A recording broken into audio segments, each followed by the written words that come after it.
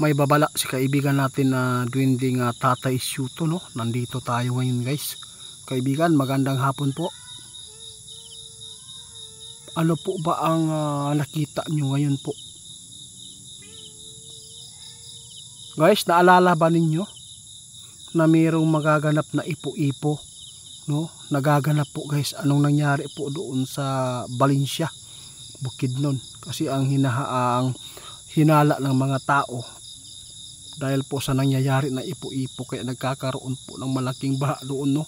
Ngayon po,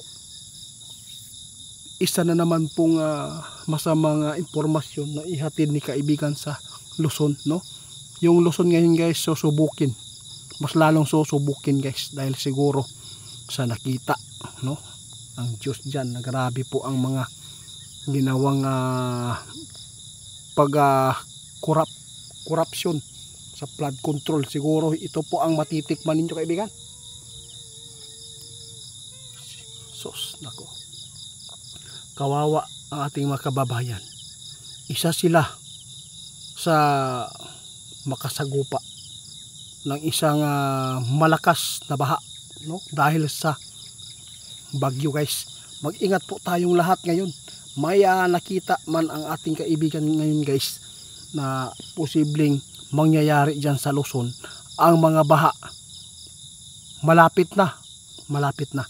Yun po ang sabi ng ating kaibigan. Sa lahat po ng mga tao dyan na makapanood, mag-ingat po tayong lahat.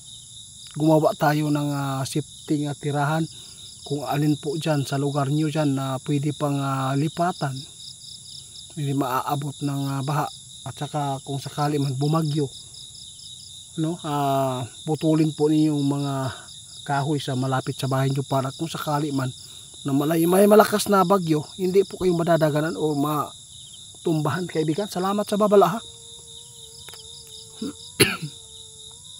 Ito po ang napakasakit, no? Grabe. Kaguluhan sa ating bansa guys. Sasabay pa ang mga malalakas na kalamidad. Mag-ingat po tayo. Napakasakit po ito isipin guys, kaibigan. Grabe, sobrang nakakaawa po daw talaga guys ang mga tao doon sa Luzon dahil sa matitikman nila ang hagupit ng bagyong ito at yung kalikasan dahil sa baha. Kasi pag bagyo guys na malakas, sigurado na malakas din po ang ulan nito at yung mga katubigan dyan dahil po sa flood control na yan na hindi po inayos. Yun po ang ginawa yung ghost project ninyo dyan. Ay, kayo na lang po bala. Sana ligtas po ang mga tao na hindi, yung mga inusinting tao dyan. Sana kung mayroon mang mangyayari, yun na lang po mga tao dyan na mga nagnakaw sa kaban pira ng taong bayan. Kaibigan, salamat kayo guys. Grabe. Pati ako guys nadali ba. Pati ang mga duwindi guys, grabe po ang galit nila. Kaibigan, may nagpatanong ba? Saan ba daw ngayon si Saldico at saka si Tambaloslos? Si Saldico, sabi ng ating kaibigan, wala na doon. Nasa ibang bansa na. Si Romualdez, aalis na naman yan, no? Ano lang, pinaikot-ikot lang daw po tayo, sabi ng ating kaibigan. Yung nagpalit po kay Romualdez, sa kanila pa rin yan. Kaibigan, di ba? Yun, napakatalino nila. Tinatakpan nila ang kanilang ginagawa. Ito po ang masabi ng ating kaibigan. Bakit po nila ginawa po ito kaibigan? Tingnan nyo guys, sabi ng ating kaibigan, no? Pinalit po yung tao na yan para iwasan ang isyo, para mapagtakpan. Hindi po bulok ang mga taong bayan ngayon. Wala ng taong bayan na pugo, bulok. Hindi. Matalino na ngayong mga tao. Wais na. Alam na po nila kung sino po ang taong totoo na may puso na nagmamalasakit sa bayan natin. Kaya sa lahat ng makapanood sa atin, mag-ingat po tayong lahat guys.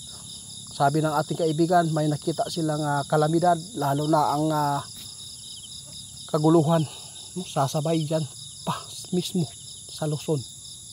Grabe, kawawa.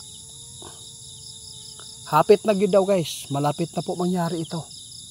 Sus, nako kaibigan, daghang salamat sa babala ha. Hindi lang ako magtatagal din po dito. Ito lang po ang itatanong ko sa inyo kaibigan. Sana po, no? Kung may maitulong kayo sa bansa namin, sana po magawa po ninyo ito, no? Karamahin ang mga taong nagnakaw.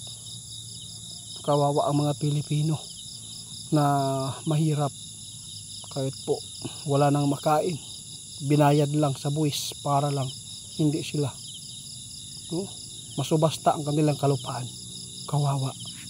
Isa na po kami dito guys, kaya kumikimkim din kami ng galit. Si kaibigan mismo ang ating subukan na magbigay ng parusa din dito. Kaibigan, kaya ba? Basta tandaan nyo guys, may mamamatay dito na senador, sa senado na politiko na mga kilala na mga, basta hindi ko na lang po babanggitin. Tandaan lang po natin kung ano man po ang mangyayari. Pero hindi naman po ako nanungayaw guys, hindi ko po gusto talaga yan. Kasi tao lang din po, hindi naman po tayo perfecto. Lahat man po tayo makasalanan, pero hindi naman po talaga, no, na inaapakan po natin yung taong bayan. Inaapakan po nila kaibigan. Kaya nakagawa tayo ng mga masasakit na mga pananalita dito sa video ito.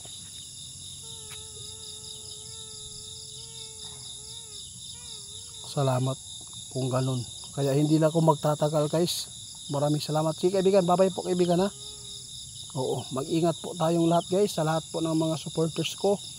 Kung sino man po ang sasama sa rally, wag po kayo nga basta-bastang sumugod sa harapan, lalo na pag may mga kasundaluhan at kapulisan dyan na naghaharang, kasi po isa po kayo dito na pinakaunang masasaktan.